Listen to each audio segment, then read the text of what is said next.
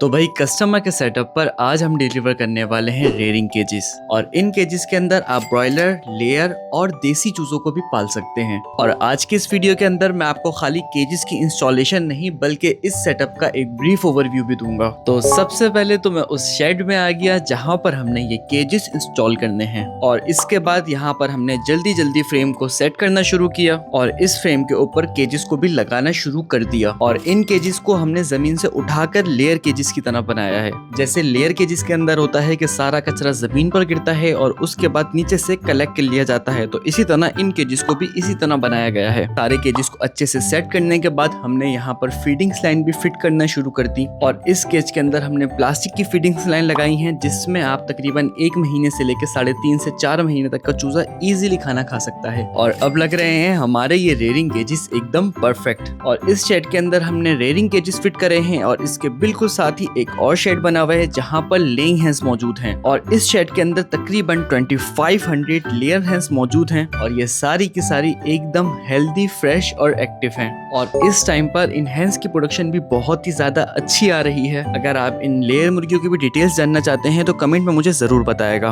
अगर इन चूजों का नेक्स्ट पार्ट देखना चाहते हैं तो वीडियो को लाइक जरूर कर देगा। साथ ही अगर आप मुझसे फार्मिंग सीखना चाहते हैं तो हमारा फार्मिंग का कोर्स भी बाय कर सकते हैं जिसकी फीस है 2500 रुपीज। क्योंकि मुझे फार्मिंग करते हुए तकरीबन 7 साल हो गए और साथ में मेरी डिग्री जो है वो भी BS पोल्ट्री साइंस की है।